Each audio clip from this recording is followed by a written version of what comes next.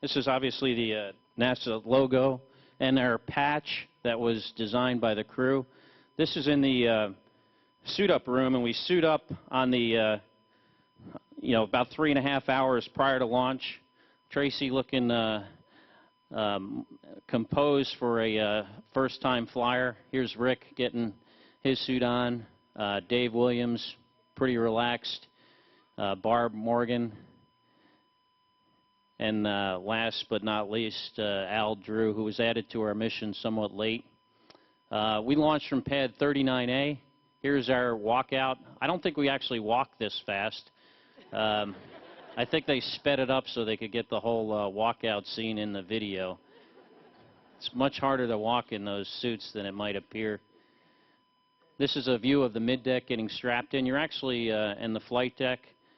You're actually in the vehicle on your back for a pretty long time, and you're strapped in pretty tightly into the seats. So it can be somewhat uncomfortable, actually, and we're in the shuttle for about almost 3 hours prior to launch.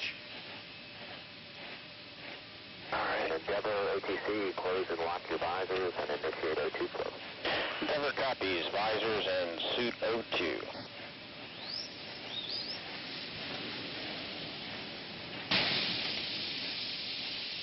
I was more nervous being an MCC as a Capcom or watching someone else that I knew inside the vehicle. You're so well trained before you go up and actually do the ascent that most of your time is spent just extremely focused, knowing what it is you're going to do every second of this 8.5-minute launch. The 2.5 minutes on the SRBs, as you could tell, is there's a lot of vibration, and you can see the shaking that goes on. As soon as they separate, it's a pretty smooth ride up into orbit. Our training team did a great job of telling us everything we need to know, and of course we tried to ignore that and look out the window as much as we could. 8.5 minutes later, 60% of your training is completely done, and now you got to figure out what you're going to do for the next 13 days. As soon as the main engine's cut off, two of us get out of our seats. You see myself and Dave Williams shooting video and still photos of the ET photo for the teams to analyze on the ground. It's a beautiful shot and certainly something to distract you looking at the Earth.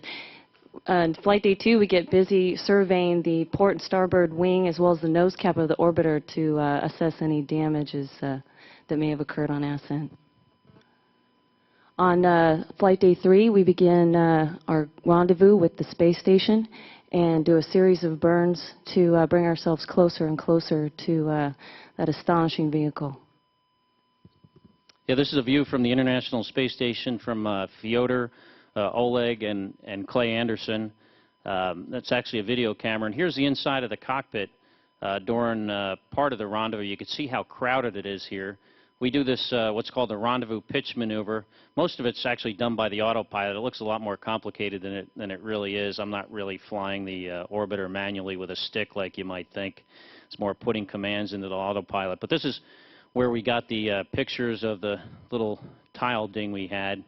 Here's a picture of the shuttle as it approaches the International Space Station, and the sun is rising. And this is the part where I was actually flying the shuttle manually.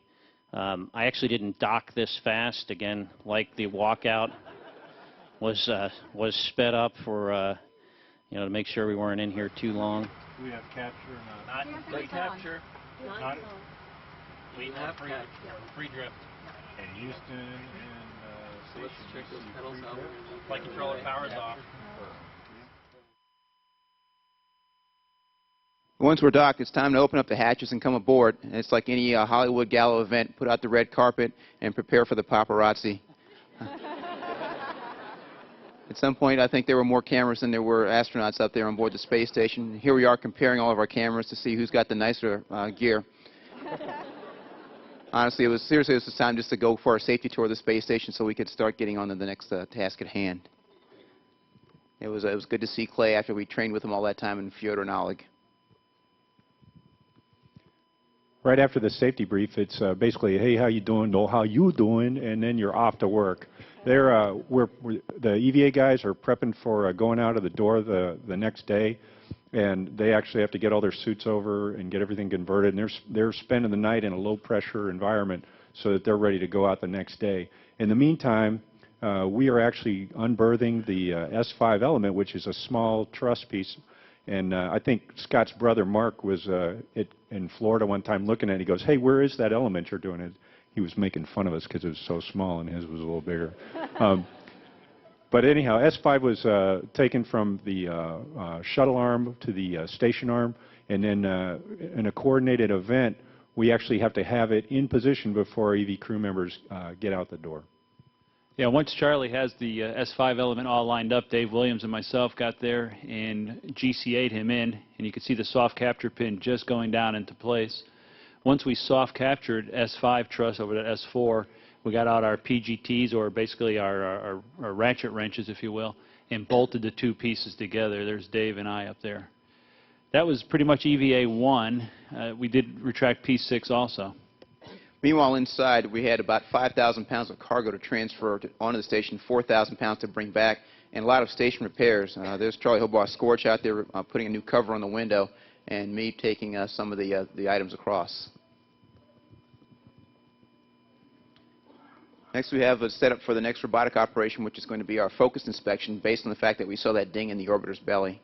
And this is handing off the boom so that we can do that with the shuttle's arm. When the shuttle is docked to the station, you can't use the shuttle arm to grab the boom, so it is quite a dance. You use Scorch and Clay were over on the International Space Station side, grabbing the boom and then handing it off to Tracy with the shuttle arm. And this is the view of that ding that we had that the ground wanted to take a better look at. Well, with our second spacewalk, the primary task was replacing the gyroscope that was failed on board the International Space Station. There's a lot of choreography involved in this. We started out coming out of the airlock. Rick went up to remove the covering, the MLI, over top of the failed CMG. And at the same time, I was configuring the robotic arm, putting the foot restraint on the end of the arm so that we could ride down to the payload bay and pick up the new gyroscope. But as we were going forward, we removed the old one, attached to what's called a mutt ball stack mutt, just a means of attaching the failed gyroscope to the space station itself. And you can see us moving over the failed gyroscope, getting ready to stick it on the mutt ball stack mutt.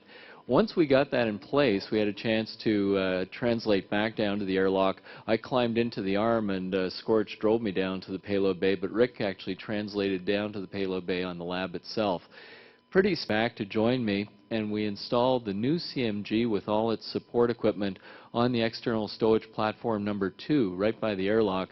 And then the choreography of this spacewalk was really quite complex. We then had to remove the new gyroscope from all of this support equipment, and then take the new gyroscope back up to Z1 at the work site, swap it out with the old failed gyroscope, and of course we did that robotically. Scorch again driving me up to the Z1 work site and bringing the gyroscope back in and getting that installed.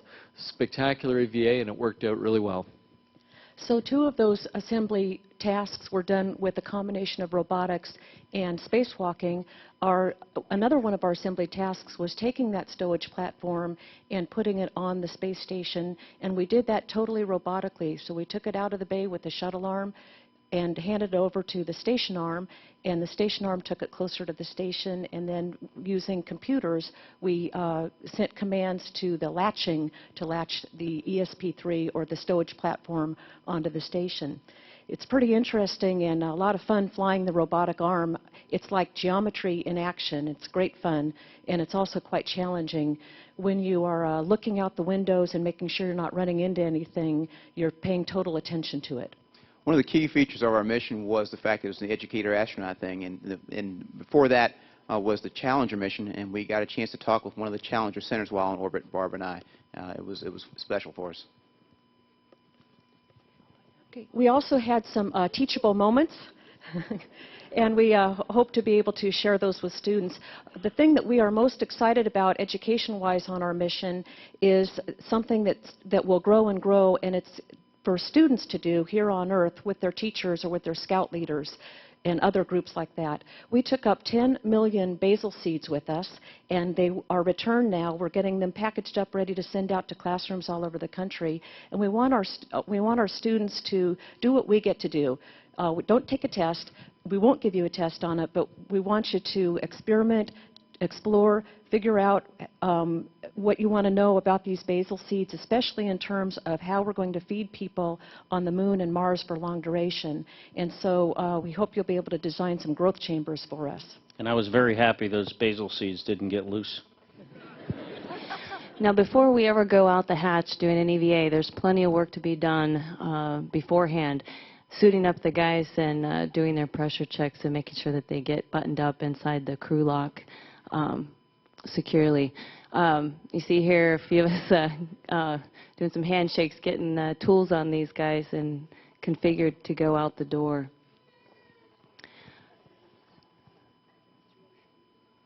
I think this is the beginning of EVA 3, and in that time frame we did a number of tasks, moving antennas as well as removing and replacing boxes such as baseband transponders and signal processors, as well as moving the CETA carts, which are work platforms that ride along the front face of our truss segment.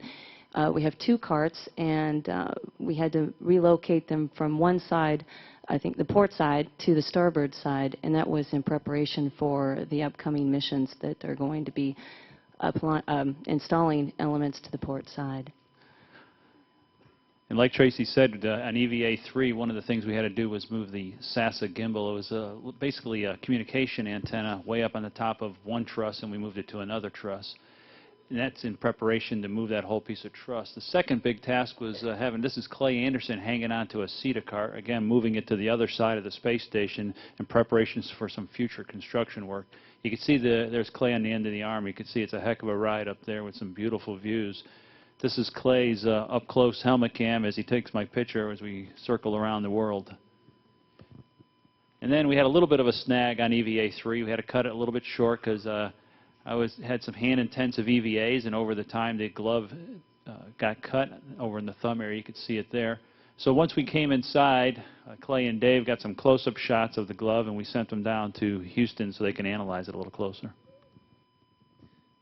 At this point, we were trying to figure out how to maybe extend the flight to repair the small amount of damage we had in the bottom, but then Hurricane Dean popped up, and we had to figure out how we were going to cut the flight short. It was a impressive sight from the space station. Had some incredible passes over it, and then decided to do EVA 4. EVA 4 was pretty exciting for us. We knew ahead of time that it was going to be a little bit shorter than normal. We were getting ready to close the hatch right after the EVA. I came out first and had a spectacular view of the world coming out at daytime, but we had a little bit of a challenge because in the airlock we had so much equipment that my hand control module for the SAFER actually deployed. So one of the first tasks of the EVA we hadn't really planned for was for Clay to put that back, and you'll see a close-up photo of that as Clay opens the door and gets that all folded up and brought it back inside and got it all set for me. Once we did that, we basically hit the ground running, and the first part of the spacewalk was to install some stanchions for the boom system that we're currently using for inspecting the orbiter. Clay and I translated or moved hand over hand up the CETA spur and had these large pieces of equipment attached to us, and we installed those on the station, bolting them in place. Once we did that, we separated, and Clay went to retrieve the Missy experiments, and I was up working on the SASA, tightening up the gimbal locks, and once we had finished both of those 2 tasks, we again got together, kind of rendezvoused, picked up a fair amount of equipment, and translated out on the lab. Here you can see Clay bringing one of the Missies back in, and you can see how large it really is. He had to remove that and bring it back into the airlock. So we picked up extra tools at the airlock, translated out, and installed 2 antennas. They're called EWIS antennas that basically enable us to capture the images from our helmet cameras to see spectacular images like this of Hurricane Dean. And that pretty well finished up EVA-4. We had one other get-ahead task that we did, wire tying some cables back into place. Got back in the airlock and closed the hatch, came back inside and got ready to close the hatch of between the vehicles. As you can tell, all good things must come to an end, and there we actually closed the hatch the day before. We made sure we had everything on the right side of the hatch. In fact, we had opened and closed them a couple times just to make sure we had everything. And up till we get to this moment in the following morning of actually separating away from station. Because we had to do an inspection afterwards, we didn't actually do a fly around where you actually circle the space station and take pictures of it and photograph it. We actually just separated out and did an early separation burn. And it was actually a pretty neat thing to do because we got to take some really great hands-off pictures of the station. It was actually a lot of fun in the windows where usually you'd be worried about making sure you're at the right distance and doing everything right. We're just separating out and kind of spiraling out and just having a good time watching it all happen. And in the meantime, we're getting ready for that late inspection. I actually got to do this event, even though I'm called the pilot, I'm really the co-pilot. And so Scott does the docking. I get to do the undocking, and then he does the landing. I had a lot of people ask me that told me the landing was great, and of course I just accepted that. But if they told me it was bad, I said, hey, it was Scott. Here's views from inside the cockpit on entry day. We get, again, suited up very early for entry, several hours prior to landing.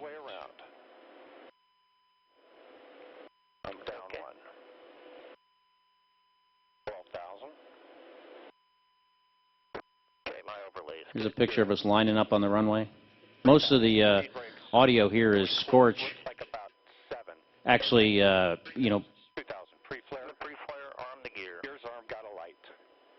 being a very good co-pilot, talking me through the landing. 7, 6, 5, clear 3, 400 feet. Gears on the way. Good energy through the threshold.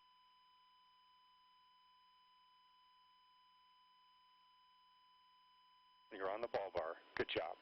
5240, 4235. At 40 feet, you can see us pick up a little bit of a drift here. 10220. Good left correction. Your touch.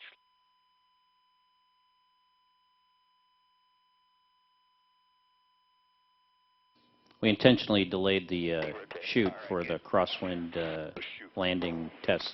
I told him to say that. It's funny the things you read in the press about why the chute didn't come out.